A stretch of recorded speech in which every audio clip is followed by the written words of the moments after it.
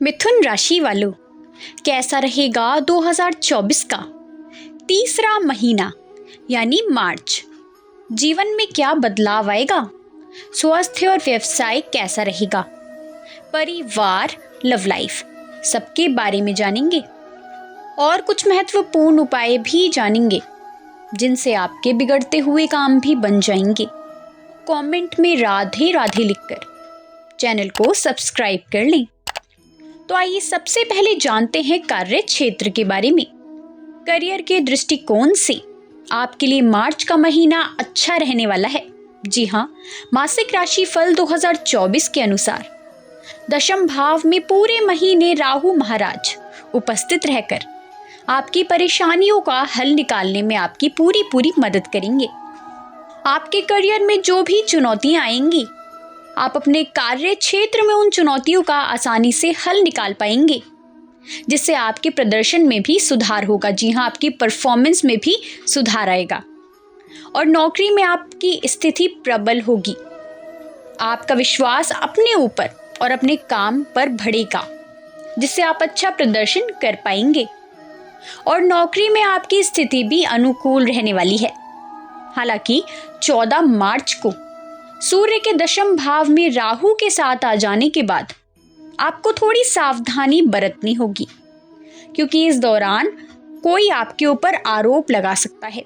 जी हाँ, योग बन रहे हैं कि कोई आपके ऊपर झूठा आरोप लगा दे या आपका मानहानि भी हो सकता है।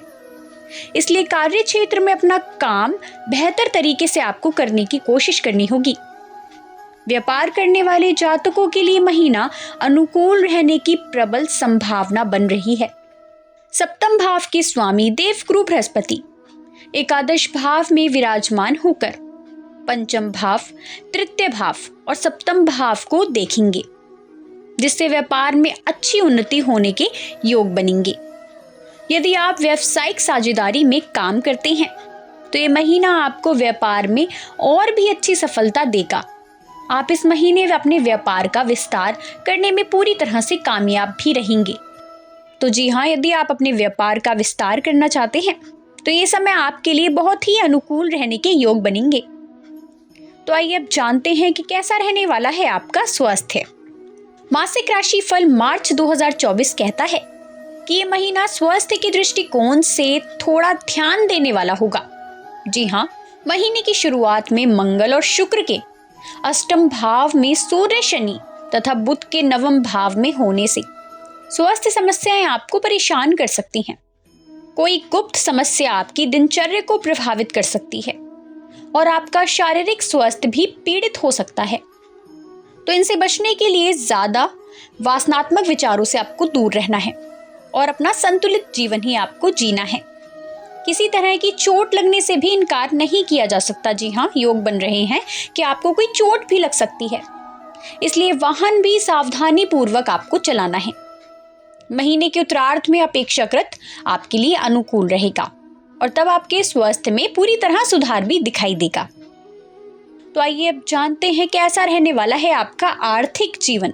देखिए, आर्थिक दृष्टिकोण से देखें तो ये महीना शुरुआत में उतार चढ़ाव से भरा हो सकता है।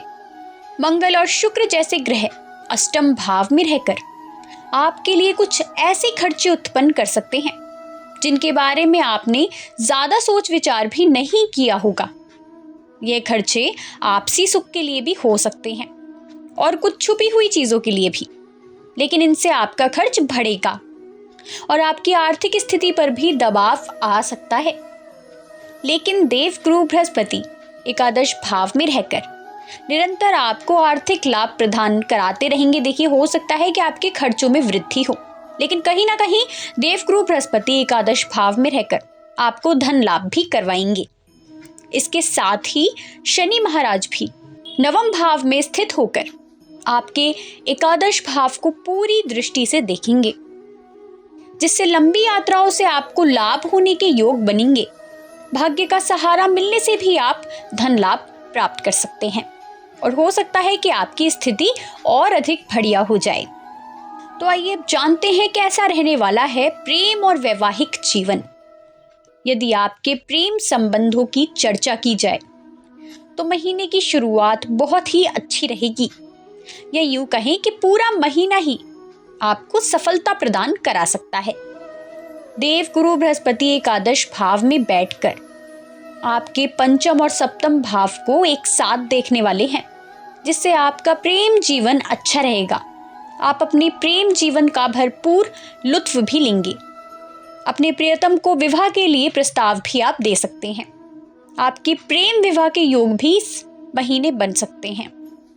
इसके लिए परिवार के लोगों की सहमति भी आपको प्राप्त होने के योग बन रहे हैं।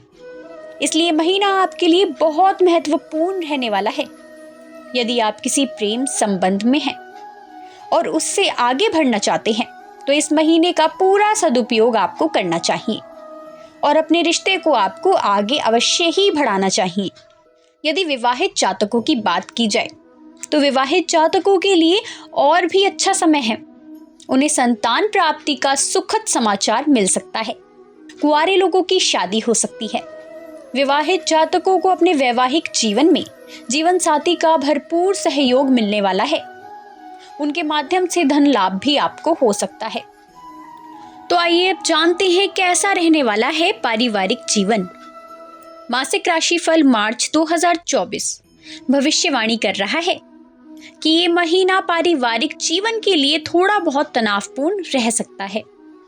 हालांकि भाई बहनों से आपका अच्छा सामंजस्य रहेगा। बृहस्पति महाराज की कृपा पंचम तृतीय भाव पर तथा सप्तम भाव पर होने से आपको जीवन साथी का भी पूरा सहयोग प्राप्त होगा। भाई बहनों के बीच स्नेह बढ़ेगा। प्रियजनों से आपके संबंध सुधरेंगे, लेकिन पारिवारिक स्थितियों में उतार चढ़ाव आता रहेगा।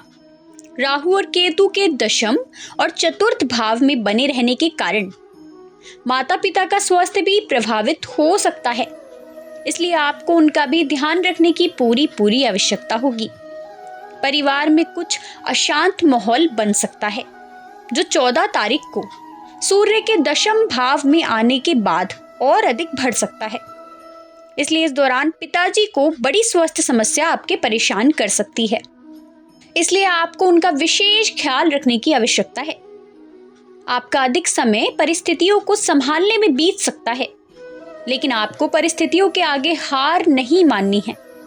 जी हाँ, और अपने पिताजी की सेहत का बहुत ही ख्याल रखना है। यदि उन्हें किसी भी प्रकार की समस्या होती है, तो आप तुरंत ही उन्हें डॉक्टर के पास लेकर जाएं।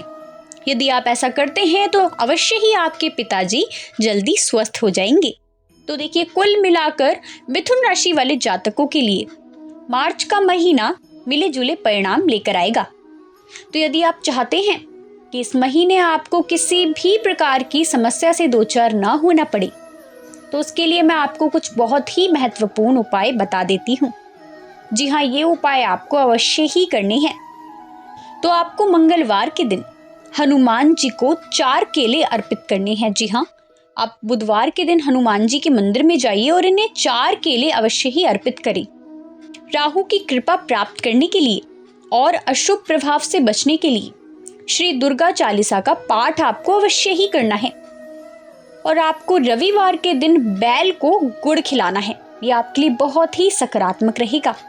तो यदि ये उपाय आप अपनाते हैं, तो इस महीने आपको किसी भी प्रकार की समस्या से दो चार नहीं होना पड़ेगा। तो जानकारी यदि लाभकारी लगी हो, तो वीडियो को लाइक जरूर करें। कमेंट में जय श्री राम लिखकर चैनल को सब्सक्राइब करना ना भूलें, ताकि आपको राशिफल, उपाय और सनातन धर्म से जुड़ी जानकारी समय समय पर देखने को मिलती रहे। धन्यवाद।